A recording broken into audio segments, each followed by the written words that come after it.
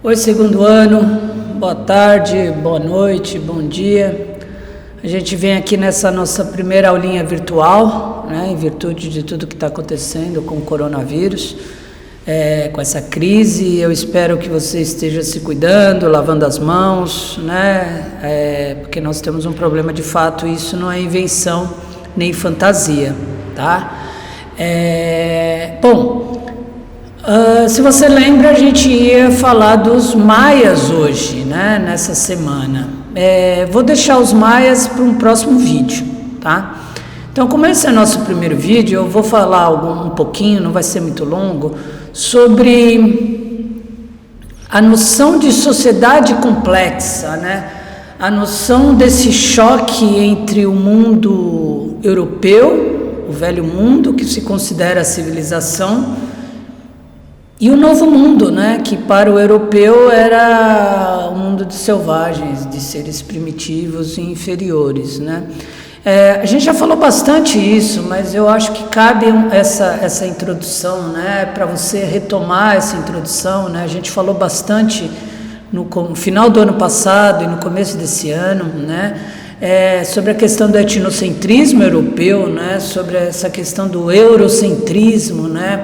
A Europa, com as suas particularidades, né, Espanha e Portugal, né, o português olha para a sua própria cultura e ele não vai enxergar o outro quando chegar no novo mundo, né?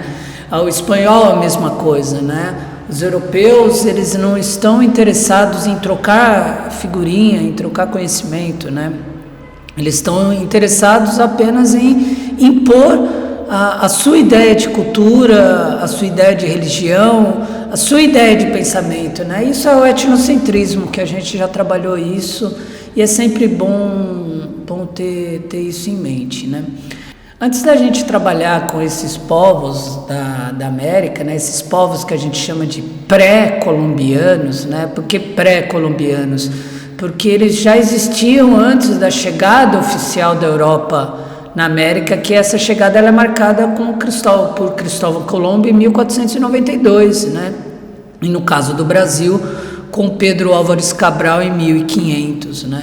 É importante dizer que a gente vai estudar maias, astecas e incas, mas é fundamental dizer, e você já sabe disso, né? Não são só esses povos que habitavam a América, né? Tem livros que relatam, né, autores que relatam que essa América antes dos europeus, a América como um todo, lá de cima, da América do Norte até aqui embaixo, né, lá no finalzinho da América do Sul, tem autores que relatam a existência de 50 milhões de pessoas nesse mundo pré-europeu, né? Então, é importante você já descartar daí a noção de descobrimento, né? Como é que você descobre algo no qual já havia 50 milhões de pessoas? Você não descobre algo no qual já havia 50 milhões de pessoas. Você invade, você ocupa, né? Você coloniza, você explora, que foi o que os europeus fizeram, né?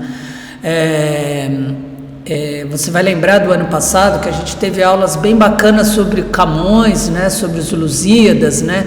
Sobre o heroísmo português, né? Mas você vai lembrar também, né, na descoberta do Novo Mundo, mas você vai lembrar também que o prof fez uma ressalva, né? E qual era a ressalva?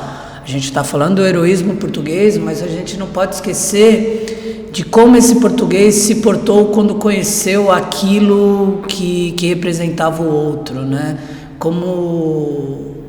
Só para a gente ficar no Brasil, a gente fala de um lugar que tinha 1000 tribos indígenas no mundo, no mínimo, e hoje você mal chega a 150 tribos, né? Então alguma coisa de errado aconteceu. Agora, sobre essas sociedades pré-colombianas, né, é importante dizer que, óbvio, a gente não tem tempo de estudar cada uma delas e a gente não tem conhecimento para estudar cada uma delas, mas é importante dizer que além de maias, astecas e incas, você tinha sociedades que caminhavam muito bem, né? Sociedades que tinham a agricultura, sociedades que dominavam as culturas do milho, a cultura da mandioca, a cultura da batata, né? A produção de alimento.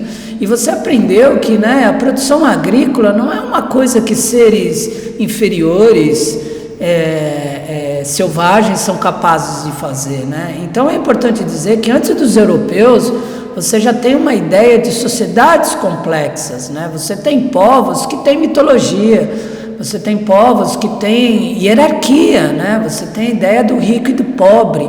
Se você tem a ideia do rico e do pobre numa sociedade, você já tem um nível de complexidade, né?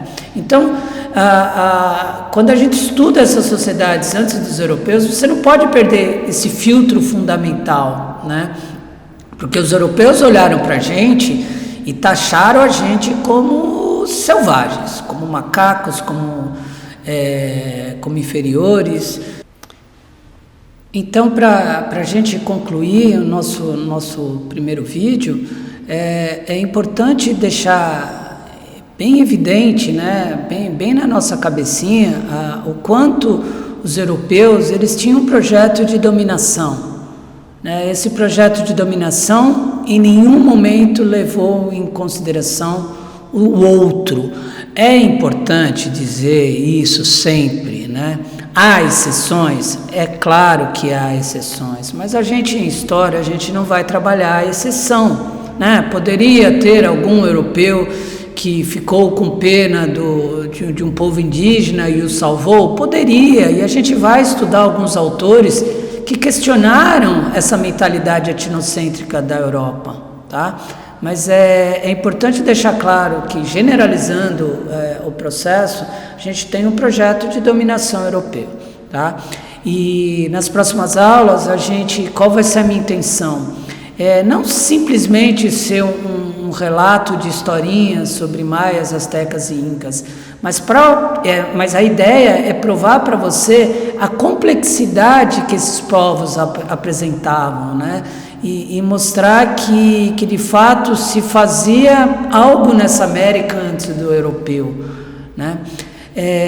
Então essa é a nossa primeira aula, tá?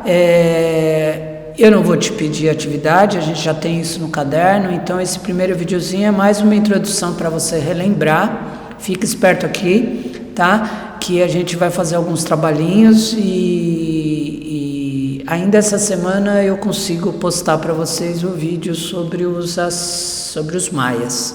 Tudo bem? Então, obrigado. Juízo todo mundo, lave as mãos, cuide de todo mundo. Como eu disse no começo do vídeo, não é fantasia, tá? De fato, a gente está vivenciando um problema gigantesco no mundo todo, tá? Leve isso a sério, tá? Mas a gente continua se falando, tá bom? Obrigadão, até o próximo vídeo. Tchauzinho.